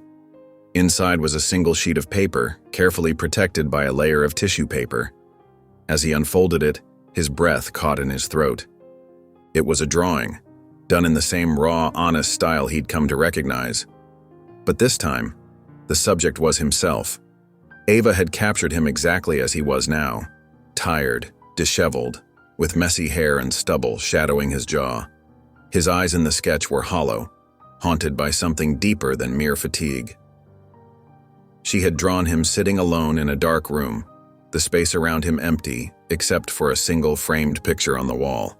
The accuracy was startling. How had she known? Had she seen photos of him in the news? Or had she somehow seen through to this moment when she'd first drawn him weeks ago? With trembling hands, he turned the paper over. On the back, written in careful block letters that betrayed their young author's concentration, was a message. You don't have to be perfect, just not a liar. Below that, in the same determined hand, Ava. Elias sank into his office chair, the drawing held carefully in both hands. Hours passed as he sat there, studying every line, every shadow, every truth captured by a child's unflinching eye. The sun set and rose again, painting the room in shifting colors through the gaps in the curtains. But still he sat, barely moving. As morning light finally filled the room, something shifted in his expression. He placed Ava's drawing gently on his desk and opened his laptop. For the first time in years, his fingers moved across the keyboard not to write emails or investor pitches or press releases, but to craft something entirely different. A plan. The document started simply. Phase 1. Full disclosure. His typing grew faster, more urgent. Pages filled with detailed steps, contingencies, timelines. This wasn't damage control or image rehabilitation. This was something else entirely, something radical. The plan took shape under his fingers. Complete transparency about the biased algorithms his company had developed. Full disclosure of internal communications showing when and how they knew about the discrimination. Detailed documentation of every time they had chosen profit over fairness. But it went beyond confession. The document outlined systematic changes, open sourcing their code for public audit, establishing an independent oversight board led by affected communities, creating a fund for algorithm bias victims that would operate without his control or influence. This wasn't about redemption. It wasn't about rebuilding his reputation or earning praise. As his fingers flew across the keyboard, Elias understood with perfect clarity that this was about something much simpler and much harder: the truth. Ava's latest drawing sat beside his laptop as he worked, those hollow eyes watching him write. But now they seemed less accusatory and more understanding. You don't have to be perfect.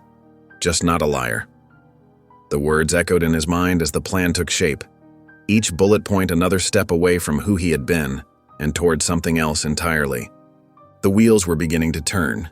In a modest legal office on the quieter side of downtown Chicago, Elias sat in a worn leather chair that had seen better days. The space was nothing like the gleaming conference rooms he was used to. No floor-to-ceiling windows, no modern art installations, no expensive coffee service. Just practical filing cabinets, sturdy wooden furniture, and the faint smell of old paper. His lawyer, Sarah Chen, spread documents across the scratched wooden table. She was one of the few who had stuck with him after the hospital lawsuit began, moving with him from the prestigious firm to her own small practice. Her reading glasses perched on her nose as she organized the paperwork with methodical precision. "Are you absolutely certain about this, Elias?"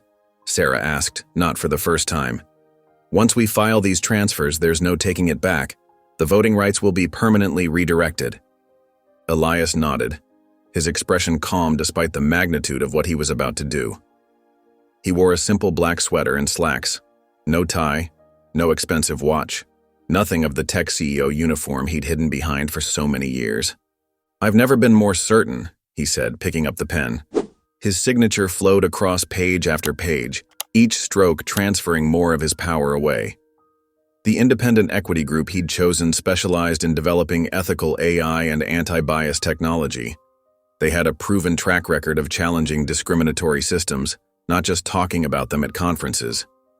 Sarah watched him sign, her face a mixture of professional detachment and personal concern. No press release? No statement to the board? No, Elias said firmly, moving to the next document. Let them figure it out when the paperwork hits their desks. The morning sun filtered through dusty Venetian blinds, casting striped shadows across the forms that would reshape his company's future. When the last signature was dry, Sarah gathered the papers carefully. I'll file these immediately. By tomorrow morning, you'll no longer control the company you built. Elias stood, straightening papers that didn't need straightening. Good. It needs different hands now. From there, he moved to Phase 2. In his temporary office, a rented workspace in an unremarkable building, Elias began the systematic liquidation of his personal assets. His art collection, carefully curated over years, was sold piece by piece through discrete channels. His cryptocurrency holdings, substantial enough to make headlines if anyone knew about them, were converted through a series of careful transactions. His financial advisor Marcus called repeatedly as the alerts hit his system. Elias let them go to voicemail. This wasn't about financial strategy anymore. The money flowed into a new foundation, structured with painstaking care to operate independently of its founder. The paperwork named it the Danielle James Initiative, though Elias knew its namesake hadn't approved and might never approve. That wasn't the point. In a downtown law office, different from the morning's location, Elias met with the foundation's newly appointed board. They were experts in algorithmic bias, civil rights attorneys, community organizers, and tech whistleblowers.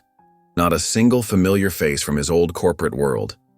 The foundation's mission is clear, he told them, standing at the end of a table that was more functional than impressive. Find discriminatory tech practices in healthcare, housing, and education. Expose them. Dismantle them. Fund the people already doing this work. One of the board members, a former data scientist who'd exposed racial bias in mortgage approval algorithms, leaned forward. And your role in this? None, Elias replied. I'm just the first deposit. The money's yours to direct. The decisions are yours to make. He handed over a folder containing account access details and walked out before anyone could protest. The sun had set by the time Elias arrived at the hospital. The main entrance was closed, but he knew the way through the quiet employee corridors. No one stopped him. In his simple clothes, without his usual entourage, he was just another visitor in the fluorescent-lit hallways. Outside Danielle's wing, he paused. Through the glass panels of the door, he could see into her room. The space was dimly lit by monitoring equipment and the glow of Chicago's nighttime skyline through the window. Ava was curled up in a large chair beside her mother's bed, her small body wrapped in what looked like a nurse's spare blanket. Her sketchbook had fallen to the floor, open to a half-finished drawing. Danielle lay in the bed, connected to various machines that beeped softly in the night quiet. Her eyes were closed, but as if sensing his presence, they fluttered open. She turned her head slightly, and their eyes met through the glass. There was no dramatic reaction, no visible anger or surprise. She simply looked at him for a long moment, then deliberately turned her face away, toward her sleeping daughter. Elias stood there, his hand resting lightly on the door handle but not pushing it open. He understood. This wasn't his space to enter, his moment to claim, his story to be part of anymore. Whatever happened next would happen without him. He turned and walked back down the corridor, his footsteps barely audible on the linoleum floor. The emergency exit sign cast a red glow as he passed beneath it, heading toward the staff elevator. His face showed no disappointment, no hurt, no need for recognition or gratitude. The silent resolve in his steps spoke of something else entirely, an understanding that some changes happen not with fanfare, but with quiet certainty, not with public declarations, but with private actions, not with the expectation of forgiveness, but with the simple necessity of doing what's right. The morning sun cast long shadows through the hospital corridor as Danielle James gathered her belongings. Her movements were careful but deliberate, each step a quiet victory over the weakness that had kept her bedridden just weeks ago. The standard-issue plastic bag containing her personal items felt lighter than when she'd arrived. perhaps because she'd finally been able to change into her own clothes, a simple blue dress that Ava had picked out for her homecoming. Dr. Martinez, who had overseen her care since the lawsuit forced the hospital's hand, stood in the doorway reviewing her discharge papers. The young doctor's face showed a mix of professional concern and personal warmth that hadn't been there during Danielle's earlier visits. "Your follow-up appointment is scheduled for next week, doctor," Martinez said, handing over a thick envelope of instructions and prescriptions. "And this time, you'll be seen right away. No waiting, no algorithms, no excuses." Danielle nodded, tucking the envelope into her bag. She didn't miss the significance of those words. How quickly things had changed once the spotlight hit the hospital's discriminatory practices. The same system that had dismissed her symptoms for months now treated her with careful attention. Ava sat cross-legged on the recently stripped hospital bed, her ever-present sketchbook open beside her. She'd drawn the view from the window every day of her mother's stay. 12 drawings showing the same cityscape in different lights, different moods, different weather. Now she was working on the final one. Morning sun on empty rooms. A nurse appeared with a wheelchair, standard discharge protocol. Danielle started to protest, but caught herself. Some battles weren't worth fighting, and her strength was better saved for what lay ahead. As they approached the hospital's main entrance, voices grew louder. Through the glass doors, Danielle could see them, a small crowd of reporters and cameras waiting. Her lawyer, Patricia Wong, stepped forward from where she'd been waiting by the information desk. "They've been here since dawn," Patricia said quietly, her tailored suit a sharp contrast to the casual hospital atmosphere. "Everyone wants the first interview with the woman whose case exposed systematic healthcare discrimination. You don't have to say anything." The whispered words hung in the air. "They want a statement." Danielle looked down at Ava, who clutched her sketchbook tighter, eyes wide at the crowd outside. Without a word, Danielle stood from the wheelchair, took her daughter's hand, and walked straight toward the doors. The automatic doors slid open with a soft hiss, and the morning air hit them along with a wave of questions. "Ms. James, how do you feel about the lawsuit's impact? What's your response to the hospital's statement? Did Elias Grant's involvement influence your treatment?" Cameras clicked and whirred, microphones extended like reaching hands, but Danielle moved through them as if they were merely wind, her grip firm but gentle on Ava's small hand. Her face remained composed, neither hostile nor inviting, simply focused on the path ahead. Their apartment building looked exactly as they'd left it, though something had shifted in how Danielle saw it now. The creaky stairs didn't seem quite as daunting, the flickering hallway lights less ominous. Their door still stuck slightly when she turned the key. Inside, evidence of their absence lingered. A thin layer of dust, slightly stale air, mail piled high on the small table by the door. Ava immediately went to open the windows while Danielle sorted through the envelopes. Medical bills, now marked under review in bold red letters. News clippings from various papers, some sent by well-wishers, others by people who wanted to make sure she saw her story told and retold. And there, at the bottom of the pile, a heavy cream-colored envelope marked certified mail. Danielle sat at their small kitchen table, the late afternoon sun warming her back as she carefully opened the envelope. Inside, she found a thick stack of legal documents, professionally bound and tabbed. The header read, "The Danielle James Initiative, Articles of Incorporation and Charter." Her hands trembled slightly as she turned the pages.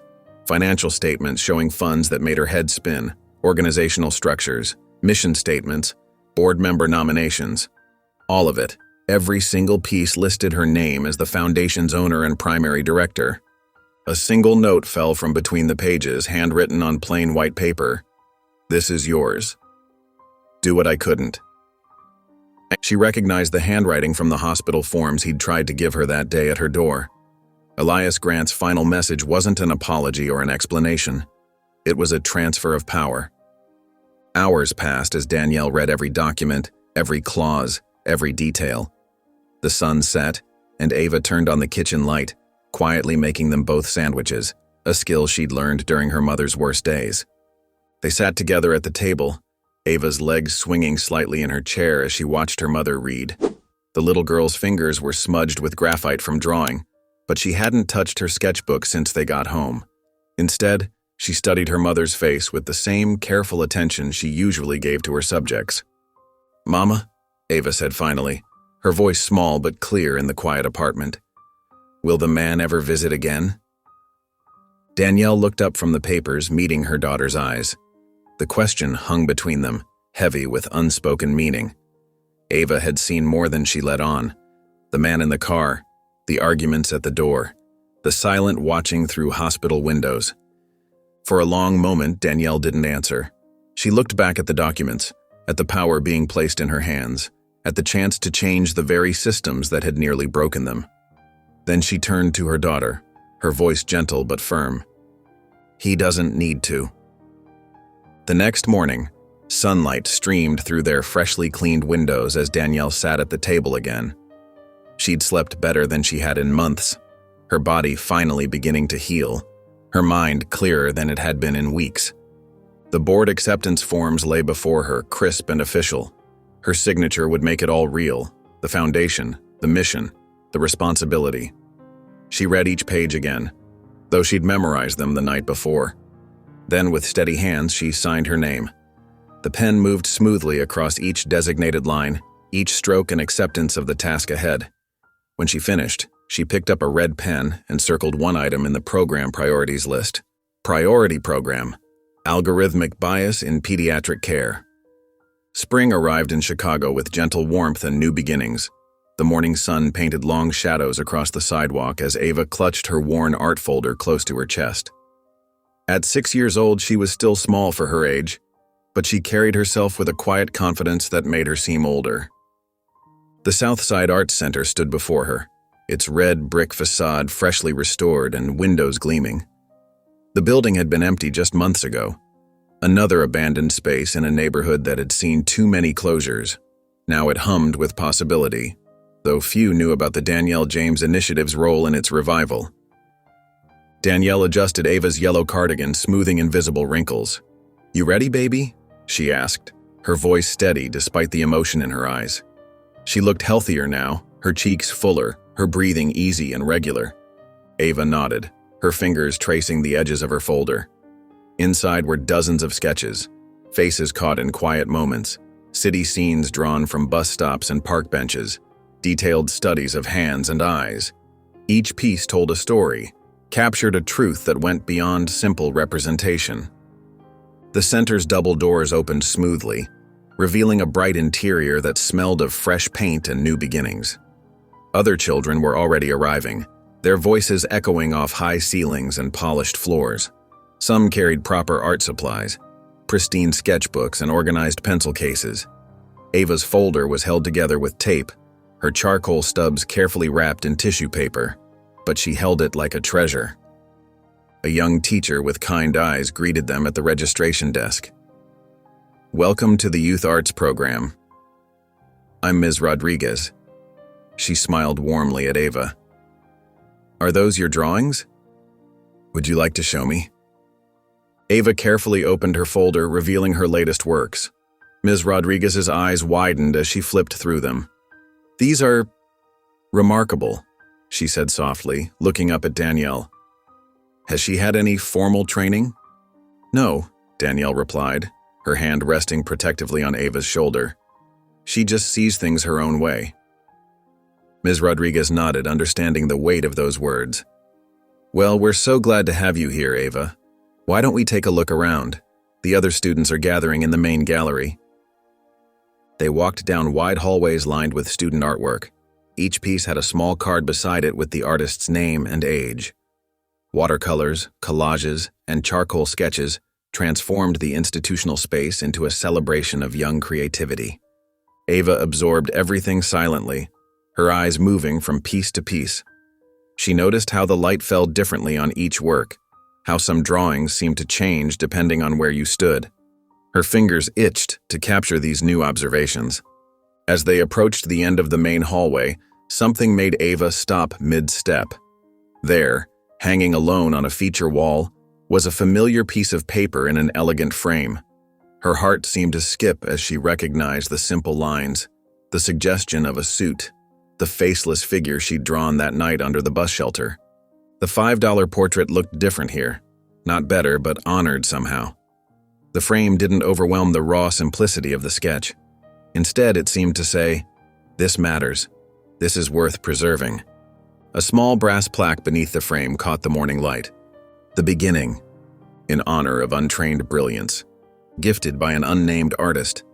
Ava stood very still, her folder pressed tight against her chest. She felt her mother's hand squeeze her shoulder gently, heard Ms. Rodriguez continue talking about class schedules and art supplies, but everything seemed distant. The drawing looked back at her like a memory made solid. She remembered the cold night, the stub of charcoal nearly too small to hold, the quiet man who never left his car. She remembered how hard it had been to capture something true about someone she couldn't really see. Without a word, Ava opened her folder and pulled out a fresh drawing she'd finished just that morning. It was different from her usual work, more symbolic, more intentional. In it, her mother stood on a rooftop, her figure strong and certain against a star-filled sky. In her raised hand, she held a torch that seemed to push back the darkness.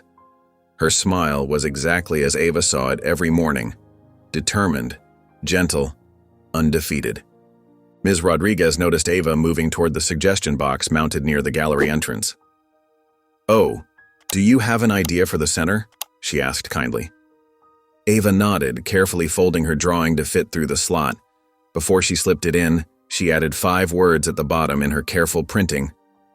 "Light doesn't ask who deserves it." The paper whispered as it fell into the box. Ava turned back to her mother and Ms. Rodriguez, ready now to begin her first day of proper art training. But something had shifted, settled, been acknowledged. She knew somehow that her original drawing would stay on that wall, not because of who had gifted it, but because of what it represented. The beginning of something larger than a simple exchange, larger than charity or guilt or redemption. It was truth, caught in charcoal on cheap paper. And truth, Ava was learning, had a way of demanding to be seen. The marble halls of the Capitol building echoed with footsteps and whispered conversations as Danielle James sat in a small waiting room, her hands clasped tightly in her lap. The charcoal blazer she wore was new, simple but elegant, chosen carefully for this moment. Her fingers traced invisible patterns on the fabric, a nervous habit she couldn't quite control. Beside her, Ava perched on the edge of a leather chair, her ever-present sketchbook balanced on her knees. At 7 now, she drew with more precision, but the same raw honesty that had caught a stranger's attention that cold night under the bus shelter. Today, her quick strokes captured the tension in her mother's shoulders, the way the fluorescent lights cast harsh shadows on the polished floor. A congressional aide hurried past, clipboard in hand, heels clicking against marble. Danielle took a deep breath, feeling the familiar tightness in her chest, not from illness anymore, but from the weight of what she was about to do. The Committee on Healthcare Technology and Racial Equity waited behind those heavy wooden doors. Her testimony would be broadcast live, recorded, transcribed into permanent record. "You okay, Mommy?" Ava asked softly, looking up from her drawing. Her dark eyes held that same quiet perception that had always seen straight through to the truth of things. Danielle managed a small smile. "Just nervous, baby. But good nervous." She reached over to smooth a wrinkle in Ava's dress. Another habit. Another way to keep her hands busy. The waiting room television mounted in the corner showed the hearing room inside. Representatives and senators settled into their seats, adjusting microphones and shuffling papers. The camera panned across their faces, some attentive, others already looking bored or skeptical. Danielle had memorized their names, studied their voting records on healthcare initiatives. She knew which ones might actually listen. A gentle knock at the door made both James women look up. The aide had returned. "Ms. James, they're ready for you." Danielle stood, smoothing her blazer one final time. Ava scrambled up beside her, clutching her sketchbook like a shield. They'd agreed she could sit in the back of the hearing room. Danielle hadn't wanted her daughter out of sight in this enormous building full of strangers. The walk to the hearing room felt both endless and too short. Danielle's low heels sank into thick carpet, then clicked against wood flooring as they entered through a side door. Camera shutters clicked rapidly. Flashbulbs popped. The room was larger than it had looked on television, the ceiling higher, the air heavier with expectation. Danielle took her seat at the witness table, adjusting the microphone with steady hands that betrayed none of her internal trembling. She watched Ava settle into a back row seat, already opening her sketchbook. The familiar sight centered her. "Please state your name for the record," the committee chairman intoned. "Danielle James." Her voice came out clear and strong, carrying to every corner of the hushed room. "Ms. James, you're here today to testify about your personal experience with algorithmic bias in healthcare systems. Please proceed with your opening statement." Danielle unfolded her prepared remarks but didn't look down at them. Instead, she leaned slightly forward and began to speak from memory, from lived truth.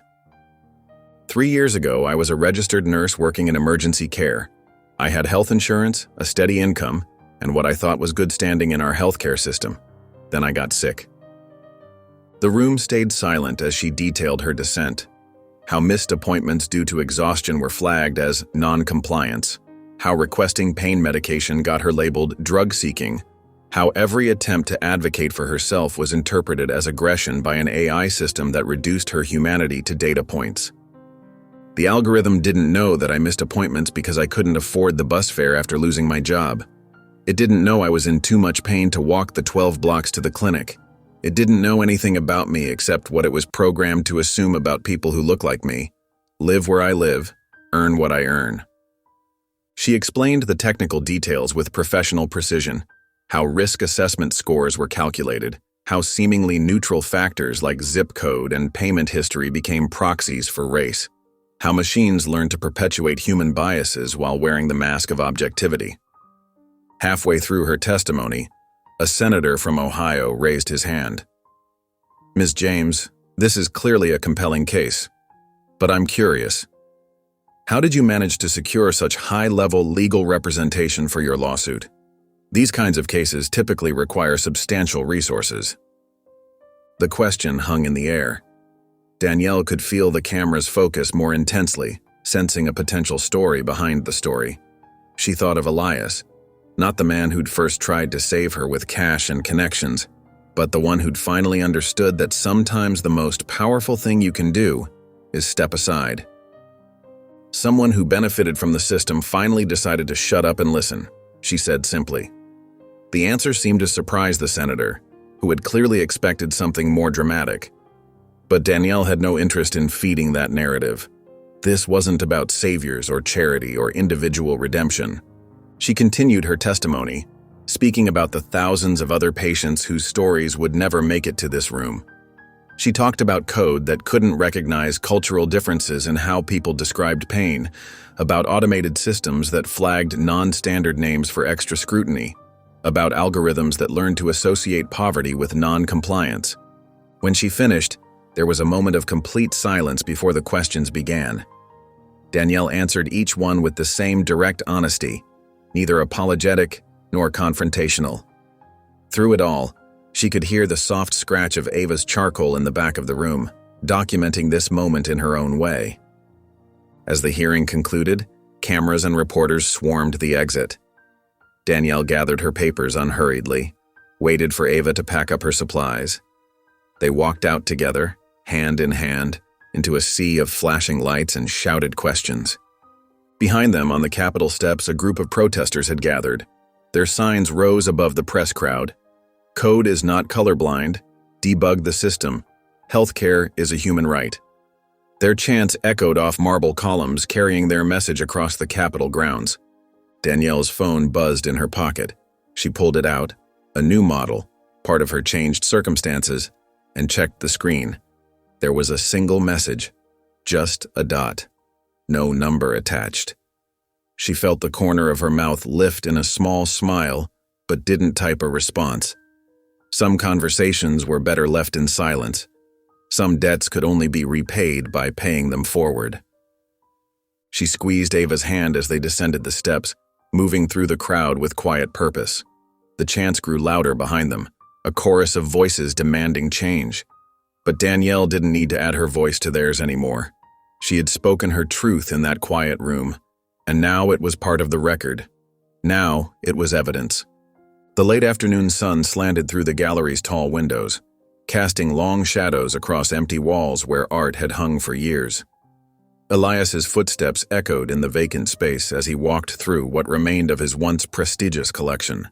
The air smelled of cardboard and packing tape, mixed with the lingering scent of coffee from the moving crew's earlier break. Most of the paintings and sculptures were already gone, distributed to places where they might actually mean something to someone. Community centers in neighborhoods that had never had easy access to fine art, schools where budgets barely covered basic supplies, youth programs trying to spark creativity in kids who'd never been told their vision mattered. Elias paused in front of the last remaining piece, Ava's original sketch, the $5 portrait that had started everything. The restoration team had done beautiful work, carefully preserving every charcoal stroke while mounting it on reclaimed wood. The simple black frame highlighted rather than overshadowed the raw honesty of the drawing. Even now, months later, he could see what had first caught his attention. That uncanny ability to capture something true about people, even when drawing a faceless man in a suit. He picked up the custom-made archival box himself, refusing help from the remaining gallery staff. This wasn't a task he wanted to delegate. The box was lined with acid-free tissue paper, each layer precisely cut to protect the frame during transport. Elias placed the sketch inside with careful hands, making sure it was perfectly centered before closing the lid. Around him, the gallery workers were systematically shutting down the space. Track lights clicked off one by one, leaving pools of shadow that grew larger as the sun continued its descent. The sound of packing tape being pulled from rolls created a steady rhythm in the background. "So what happens now?" one of the workers asked, pausing in his task of wrapping the last empty display pedestal. His name was Marcus. He'd been managing the gallery's installation crew for over a decade. Elias looked up from securing the box. "Now someone else decides what belongs on the wall." His voice was quiet, but clear in the emptying space. Marcus nodded slowly, understanding the weight behind those simple words. He'd seen plenty of collectors come and go, but never one who deliberately dismantled their own collection like this. Before heading toward the exit, Elias stopped at the small office near the front. He pulled out his checkbook, something he rarely carried anymore, and wrote a check with careful precision. The amount would cover college funds for the entire gallery staff's children, with enough left over for trade school or other educational pursuits. He handed it to Marcus without ceremony. "No interviews," Elias said firmly, anticipating the question. "No speeches, just make sure everyone's kids get what they need." Marcus started to say something, probably a thank you, but Elias was already walking away. He didn't need gratitude. That wasn't the point anymore. The box containing Ava's sketch felt light in his arms as he walked out to his car. No longer the sleek black sedan, but a modest hybrid that didn't draw attention. The city was settling into evening, streetlights flickering on one by one, people hurrying home from work or heading out for dinner. His new apartment was only 15 minutes away, a modern but modest two-bedroom in a mixed-income building, nothing like the glass-walled penthouse he'd left behind. The elevator worked perfectly well even if it didn't have a personalized keycard system. The hallways were clean and well-lit, if not decorated with designer wallpaper. Inside, the apartment was quiet but not empty. Books lined simple shelves, plants sat in sunny windows, and a few carefully chosen photographs hung in the kitchen. Mostly landscapes, nothing performative. It felt more like a home than any place he'd lived in years. Elias set the box down carefully and removed the sketch, taking his time to position it on the small wall near the door. It was the first thing visitors would see when entering. Not that he had many visitors these days. The placement felt right, though. A reminder every time he left or returned of why things had changed. The kitchen counter held a single plate of takeout from the Ethiopian restaurant down the street.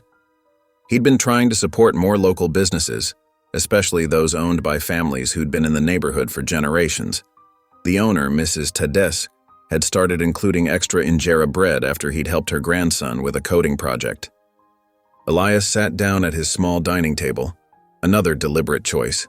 No more massive glass surfaces designed to impress rather than invite conversation. For the first time in weeks, he ate without any background noise.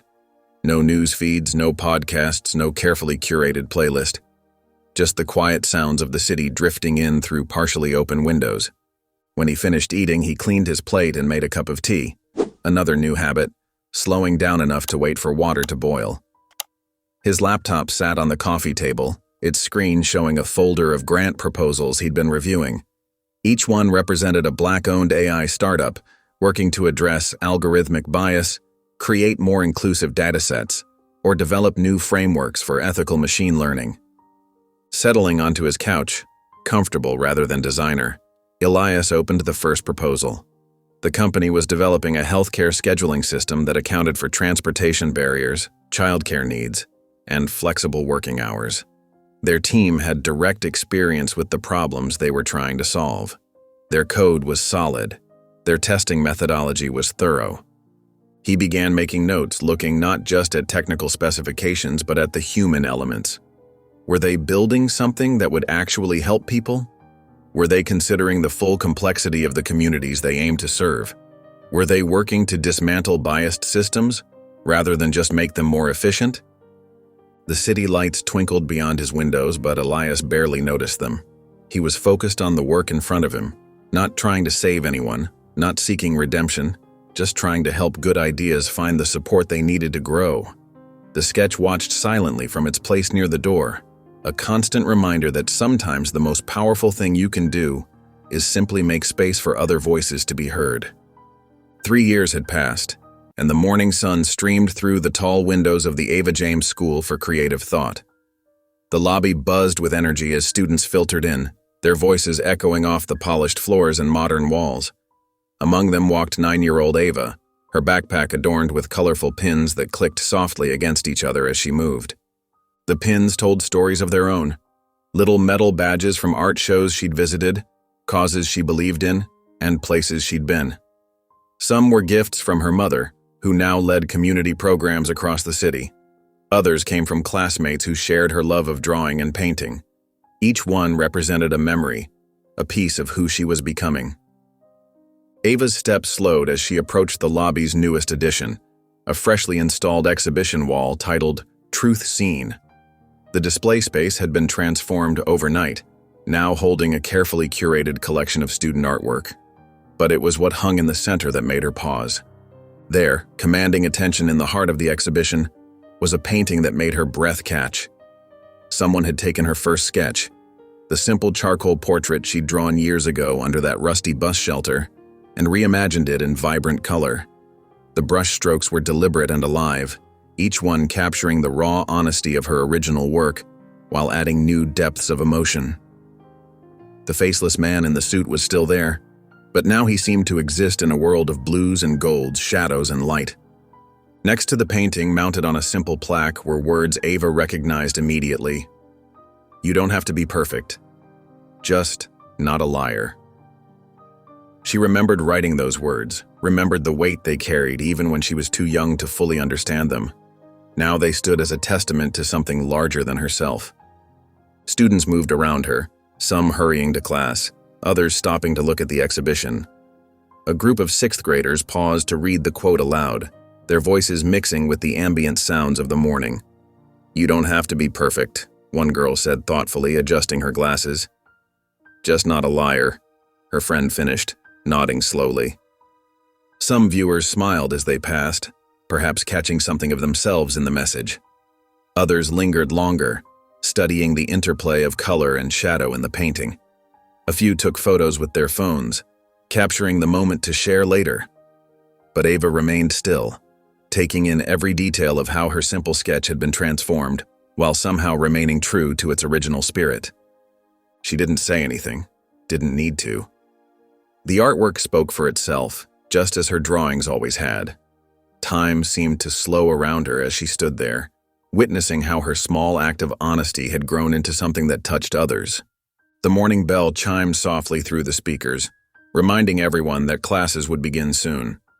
As Ava finally turned away from the exhibition, she noticed a new face in the hallway, a girl about her age, clutching her schedule and looking slightly lost. The girl's eyes darted between classroom numbers, her uncertainty clear in every movement. Without hesitation, Ava approached her. "Are you trying to find your class?" she asked, her voice gentle and welcoming. The new student nodded, relief washing over her features at being noticed. "I'm in Ms. Thompson's class," the girl said, showing Ava her schedule. "That's my class too," Ava smiled, remembering her own first day. "Want to sit together?" The girl's face brightened, and she fell into step beside Ava as they walked toward their classroom. Their footsteps echoed in harmony down the corridor, past walls decorated with student artwork and inspirational quotes about creativity and truth. Outside the school, unnoticed by the bustling students and teachers, a man in a black coat stood across the street. He was still, almost statue-like, as his eyes moved from the school's sign to one of the ground floor windows where Ava could be seen walking with her new friend. The morning light caught the silver in his hair, more prominent now than it had been 3 years ago. His coat was simple but well-made, much like the rest of his carefully understated appearance. He watched without expression as Ava disappeared from view, heading deeper into the building that bore her name. The school's exterior wall displayed a massive mural that seemed to glow in the morning sun. It depicted a black woman holding a lantern high, its light illuminating a path that wound through floating symbols, lines of code, open books, city streets rendered in vibrant colors. The woman's face was strong and serene, reminiscent of Danielle, though stylized in the artist's unique vision. Below the mural, words were painted in flowing script. "Sometimes, seeing someone is the first honest thing we ever do." The man in the black coat took one last look at the school, then turned and walked away. His footsteps were quiet on the sidewalk as he disappeared into the flow of morning commuters, leaving behind a building where truth was not just taught but lived. If you enjoyed the story of Elias and Ava, I handpicked this next story that you will enjoy. Please don't miss this one. Click here to watch it, just taught but lived. If you enjoyed the story of Elias and Ava, I handpicked this next story that you will enjoy. Please don't miss this one. Click here to watch it,